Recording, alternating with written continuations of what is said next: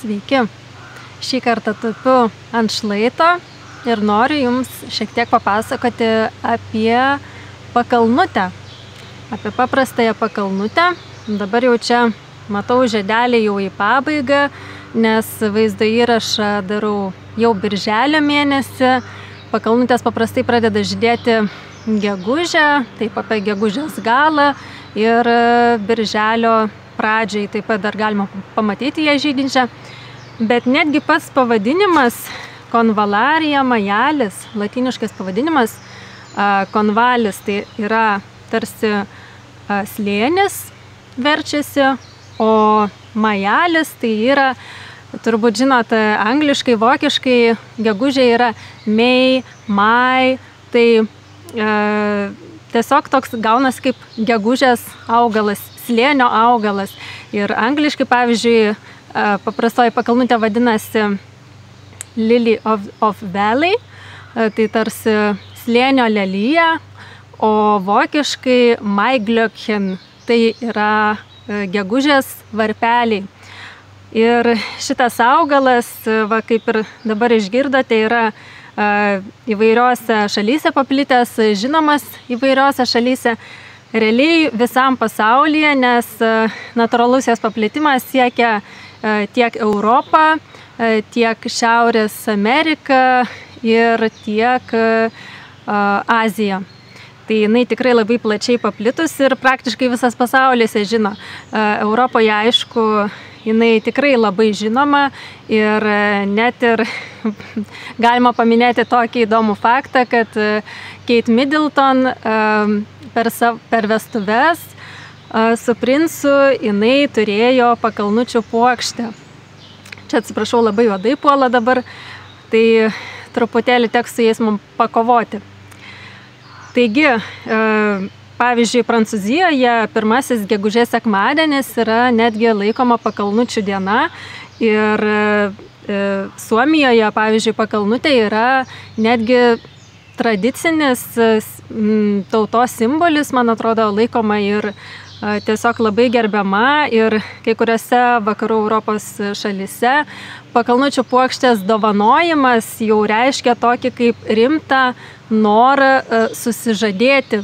Tai jeigu priimsite iš moteris, jeigu priimsite iš vyro pakalnučių puokštę, tai jau yra gana rimtas įsipareigojimas. Tai tiesiog pagalvokite.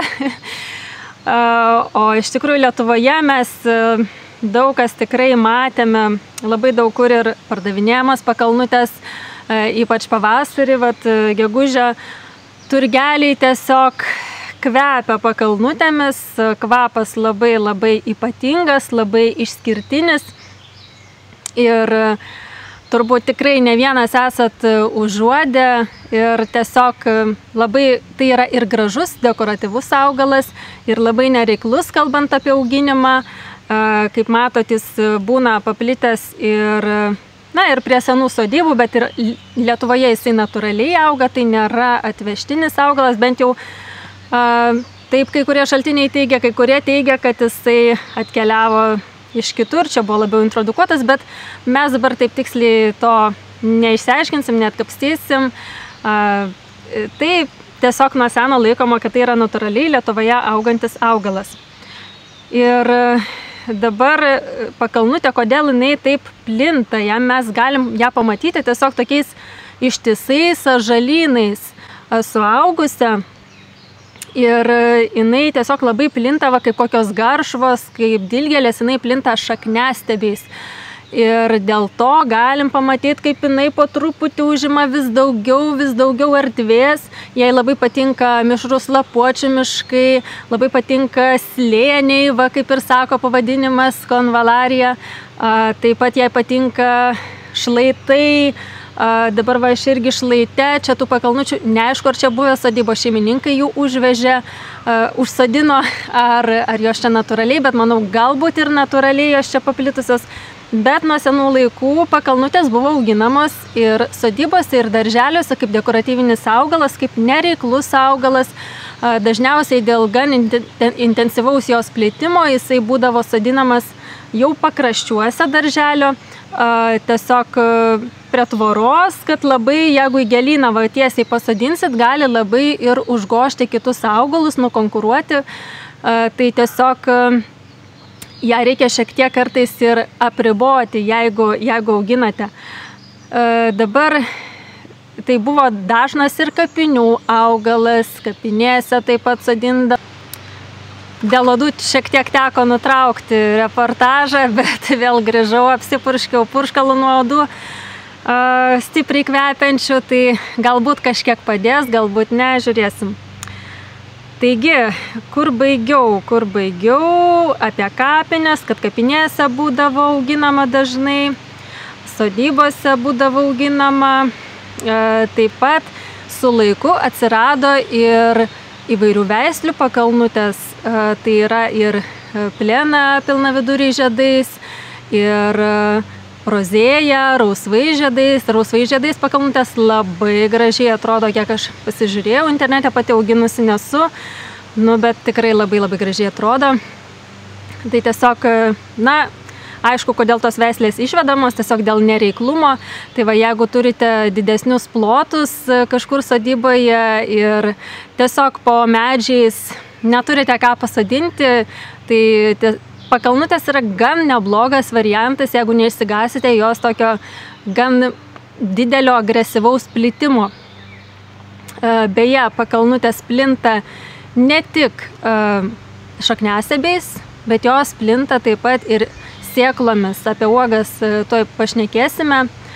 Tai tiesiog pakalnutė žydi jinai gegužę birželio pradžioje, o maždaug taip apie rugpjūtį jinai subrandina ryškiai raudonas, gal šiek tiek tokias oranžiškai raudonas uogytės, ir jos tikrai labai traukia akį, kviečia paragauti, nes, uogas visi mėgstam, bet pakalnutės uogų jokiais būdais negalima valgyti. Ir tai būdavo anksčiau taip pat gana dažnas apsinuodijimas pakalnutės uogomis, ypač vaikams, nes vaikai pamato uogytę, nori imti, nori uostyti, valgyti viską, kas gamtoje aplinkui, ką mato, ir tiesiog būdavo tokių ir apsinuodijimų. Tai iš tikrųjų žaisti su pakalnutės uogomis tikrai negalima. Vaikam mirtina dozė jau gali būti ir 5 uogytės, priklauso aišku ir nuo amžiaus, ir nuo svorio, nuo daugo, bet tiesiog net ir viena uoga jinai gali stipriai pakenkti ir pažeisti sveikatą. Kalbant apie suaugusius, tai suaugusių jau tokia mirtina dozė su intoksikacija galėtų būti 15 uogų, ir daugiau priklausomai nuo masės, bet net ir atrodo gerai 15 uogų mirtina dozė, bet galiu suvalgyti mažiau, bet tikrai negalit, nes pakenks tiesiog labai sveikatai. Tai dar apsipurkšiu. Kadangi čia natūraliom priemonėm purškiuosi, tai poveikis nėra toksai kaip cheminių, bet šiek tiek pristabdo tuos uodus. Taigi, uogos, ko jos turi? Jos pagrinde turi nuodingų glikozidų, taip pat kitų nuodingų medžiagų, yra ir toks netgi išskirtas konvalija toksinas, stipriai veikiantis ir širdį, ir nervų sistemą. Tai iš vienos pusės pakalnutė yra kaip ir nuodingas augalas, iš tikrųjų gan stipriai nuodingas. Ir visos dalys jos yra nuodingos, kalbant tiek apie šaknis, tiek apie lapus, stiebus, žiedus, uogas. Tai tikrai negalima jos valgyti, kai kurie netgi nerekomenduoja liesti. Man tas su lietimu jau truputėlį atrodo perspausta, nes tikrai pavasariais pardavinėtas pakalnučių puokštės ir žmonės perka, ir jeigu būtų tai blogai, ta prasme, jie tikrai jų neimtų, tų puokščių nepirktų, bet jautresniems žmonėms reikėtų aišku būti atsargiems ir galbūt nesinešti namo net ir tų puokštelių, neliesti su rankomis arba palietus nusiplauti rankas, gali šiek tiek sudirginti odą. Na, priklauso labai nuo žmogaus, iš tikrųjų, jeigu jautresnis žmogus, tada ir reikėtų elgtis daug atsargiau. O net kai kuriem būna taip, kad parsinešus pakalnučių puokštę namo, gali užeiti ir stiprus galvos skausmai, kvapas būna labai stiprus, intensyvus pakalnučių, širdis apsala, kai kuriem atrodo, tikrai, kai kuriems sutrinka netgi širdies ritmas, jeigu ten tų pakalnučių daug puokštėje ir vieno kambario butas, pavyzdžiui, ir tu tiesiog visą laiką dieną naktį kvepuoji tuo kvapu, gali tiesiog pakenkti ir širdžiai. Na, galbūt nestipriai nuo kvapo vien, bet reikėtų žiūrėti pagal save, elgtis atsargiau. Taip pat net, pavyzdžiui, Eugenija Šimkūnaitė teigia, kad kai kuriem gali suaktyvėti astmos priepuolis po pakalnučių. Jeigu, pavyzdžiui, namuose pasimerkia pakalnučių puokštė, tai tiesiog žinokit, kad tai nėra tokia nekalta gėlelė, bet su kuria tiesiog reikia elgtis atsargiai. Galbūt nereikia ten labai bijoti, prisiliesti, bet tiesiog neragauti, nevalgyti ir jeigu esate jautresnis žmogus, jos nesinešti geriau namo. Taip, dabar apie gydomąsias savybės. Kad ir kaip bebūtų keista, atrodo, augalas toksai yra gan nuodingas, tikrai. Bet jinai nuo seno buvo vartojama ir kaip vaistas. Dažniausiai tie vieni nuodingiausių augalų, jie turi ir vaistinių savybių. Ir nuo senų senovės pakalnutės buvo naudojamos širdies ligoms, tai įvairioms aritmijoms ten. Oi, aš nežinau, iš tikrųjų netgi tų ligų neišvardinsiu, bet su širdies veiklos sutrikimais susijusios lygos. Net yra išskirti specialūs preparatai ir oficialioji medicina irgi yra pripažinusi pakalnutės preparatus. Žinoma, senovėje tai žmonės tiesiog džiovindavo jos lapus, džiovindavo ten ir žiedus, ir tiesiog, bet reikia žinoti, kaip sudžiovinti, kokiu būdu sudžiovinti, nes galima prarasti dalį veiklių medžiagų, galima, taip sakant, dar nuodingesnę ją padaryti netinkamai paruošus. Preparatai augaliniai turi būti ruošiami labai atsakingai ir senovėje tik tai patyrę žolininkai galėdavo užsiminėti tokiais dalykais, dėl to, kad pakalnutė yra ne juokas ir reikia mokėti su jie elgtis. Jeigu tie preparatai paruošti būdavo nesilaikoma rekomendacijų ir, pavyzdžiui, ten su širdim, jeigu kažkas blogai, būdavo daugiau pavartojama pakalnutės, tai būdavo galima gan stipriai apsinuodyti, perdozavus tų vaistų, tų preparatų. Kokie yra požymiai apsinuodijus apskritai pakalnutėmis, tai yra pradedant pykinimu, viduriavimu, galvos svaigimais, šleikštuliu, gali netgi psichikos atsirasti kažkokių sutrikimų, su širdim gali pablogėti reikalai, gali aritmija atsirasti,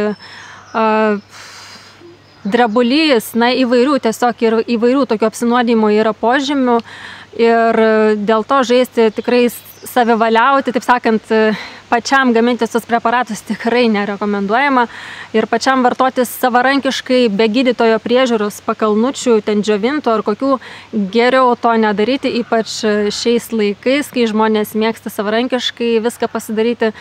Būtent su pakalnutė tikrai nerekomenduoju eksperimentuoti, geriau nebent su gydytojo priežiūra, pats gydytojas, jeigu jums rekomenduos, nes gydytojai žino dažniausiai pakalnutę kaip širdžiai naudingą vaistą, bet reikia žinoti, kaip ją vartoti ir labai tai daryti atsakingai, jeigu nenorite numirti nuo perdozavimo ar kad atsirastų kažkokių problemų.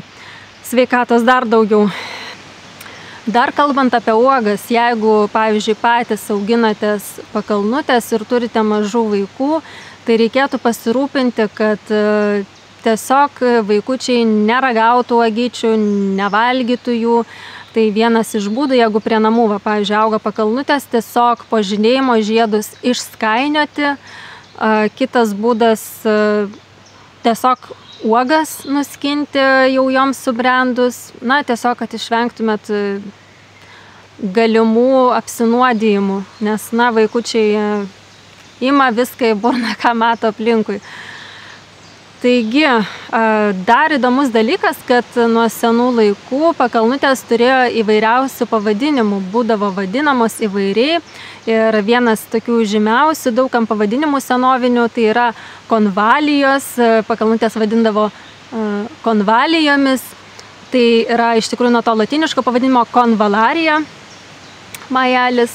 Taip pat pakalnutės vadindavo pavasario varpeliais, ožkabarzdėmis. Dabar galvoju, kodėl tom ožkabarzdėmis, man kaip ir nepanašu į ožkų barzdą, na, bet ne visus tos pavadinimus supaistysi, kažkam tai pasirodė. Tiesiog labai daug pavadinimų įvairių, galbūt aš jums čia irgi kelsiu daugiau tų pavadinimų, gal prisiminsit iš vaikystės, kaip jūsų močiutės vadindavo šitą augalą, nes jis tikrai žinomas Lietuvoje nuo labai seniai.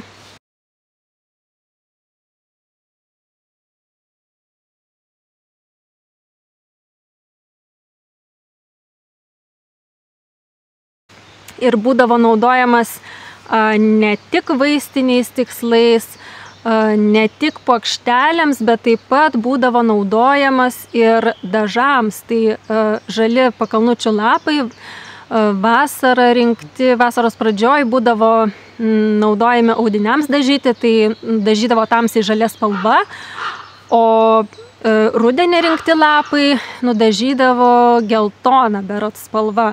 Tai va, toks augalas visapusiškai buvo naudojamas.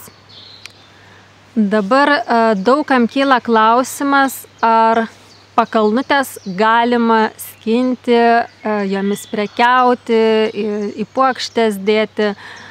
Tai tiesiog tos redakcijos, tie pataisimai, sakymai, jie nuolat keičiasi ir nuolat reikia tiesiog tikrinti, kaip yra būtent tuo metu. Tai vienu metu pakalnutės būdavo draudžiama skinti, būdavo draudžiama prekiauti, išskyrus atvejus, kai būdavo pakalnutės renkamos vaistiniai žaliavai. Nes, kodėl tai buvo padaryta? Tiesiog žmonės masiškai iš parkų, iš visur skindavo pakalnutės puokštelėms ir tiesiog labai jų pradėjo netgi mažėti tam tikruose regionuose, tam tikruose miškuose. Na, tiesiog žmonės kai pasiutę, tiesiog šluoja tuos miškus, viską, ką mato. Na, tiesiog toks laikotarpis, kapitalizmas, viskas ir, nu, žmonės jie galvoja, kaip tuo momentu prisidurto pinigėlio, o kaip gamtai bus, jau kaip ir neberūpi. Tai iš tikrųjų būdavo netgi ir bauduojami žmonės, gal pamenat vienu metu, ten ir reidai būdavo po turgelius, kas prekiavo pakalnutėm, baudas, tik aišku kildavo sunkumų, žmonės sakydavo, aš čia pats išsiauginau tas pakalnutės ir taip iš tikrųjų, dalis žmonių patys auginasi tas pakalnutės ir tikrai neskina iš miško, nerauna.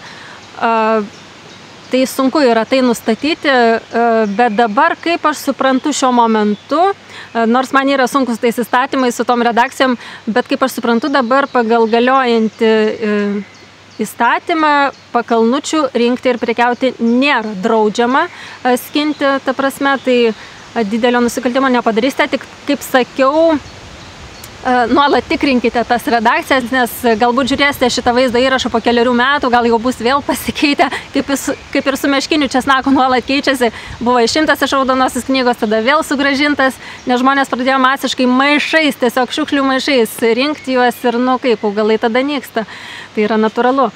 Tai visą laiką tiesiog reikia elgtis atsakingai gamtoje ir pasirūpinti, kad išliktų augalai. Štai galim pamatyti, kaip anksčiau buvo su pakalnutėmis, tai pamatom 3,4 papunktis yra įterptas, čia 2001 metais, tai taip, skinti ir prekiauti paprastosios pakalnutės, žiedynais bei lapais, išskyrus jų rinkimą vaistiniai žaliavai. Na, tai čia draudžiama, taip sakant, buvo. Čia yra dėl apriboto ar draudžiamų rinkti bei prekiauti laukinių augalų ir grybų rūšių sąrašo dalinio pakeitimo. Tai matom, kad šita redakcija jau nebegalioja, viršui matom, dega raudonai, negalioja. Ir dabar, kaip suprantu, įsiteisinusi yra dėl laukinių augalų ir grybų naudojimo tvarkos aprašo patvirtinimo. Čia yra, taip, Simonas Gentvilas 23 metais patvirtinta, tvarkos aprašas. Einam į apačią.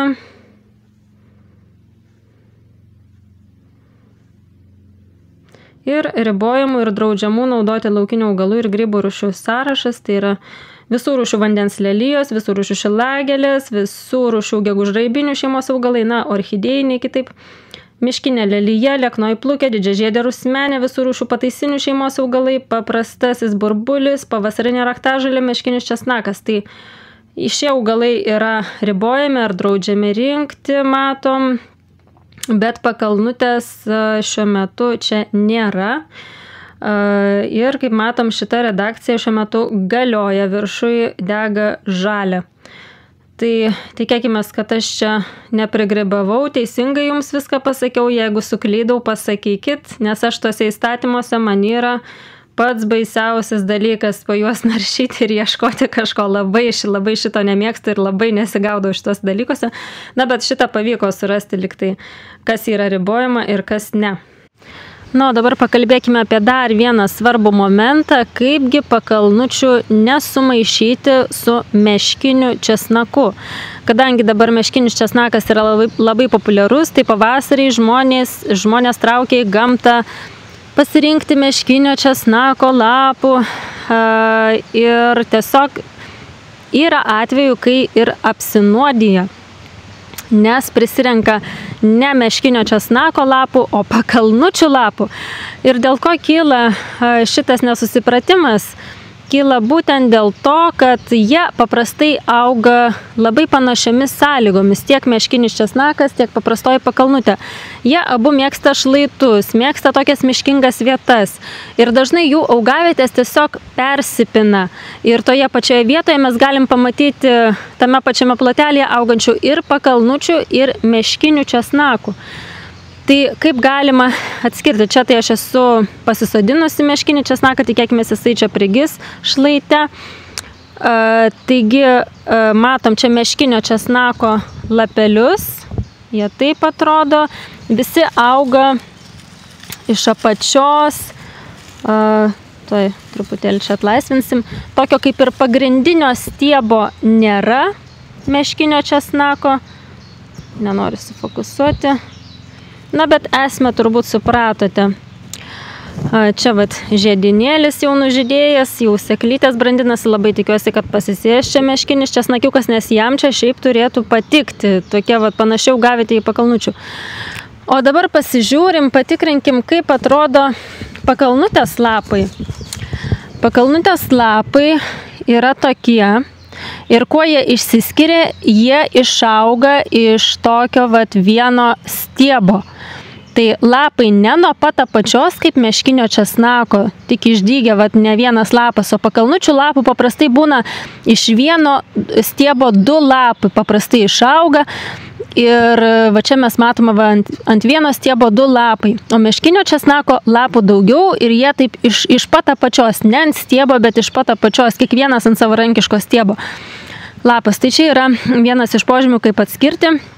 Na, kitas požymis, kaip atskirti, tai yra kvapas, žinoma, pakalnutės lapai česnakais nekvepės, o meškinio česnako, tai aišku, lapai kvepia česnakais. Ir dar vienas požymis, tai pakalnutės neturi tokių svogūnėlių kaip meškiniai česnakai, pakalnutės turi šakniastiebius, tai tikrai nerekomenduoju, aišku, ten rauti, tikrinti, žiūrėti, bet tiesiog atkreipkite pagrindę dėmesį į kvapą ir į lapų išsidėstymą, nes visiškai kitas lapų išsidėstymas. Čia yra pakalnutė, matom, o ten buvo meškinis česnakas. Žinoma, kai tik pradeda augti, kai dar būna jaunučiai lapeliai, tai pakalnučiai jie paprastai būna tokie susisukę ant vieno tokio, net nežinau kaip pasakyti, tokie kaip į vieną kokoną susisukę tie lapai būna. meškinio česnako kitaip atrodo.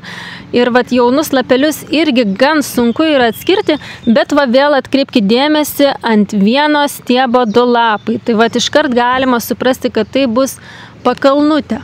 Na va, čia jau gaila, kad dabar jau žydėjimo pabaiga, kažkaip jos gan trumpai žydė tos pakalnutės. Nu dabar va, aš tik kažkaip prisirašiau padaryti tą vaizdo įrašą, bet visi žinom, kaip jos žydė gražiai. Tai va ir taip pat dar noriu paminėti dėl apsinuodijimo.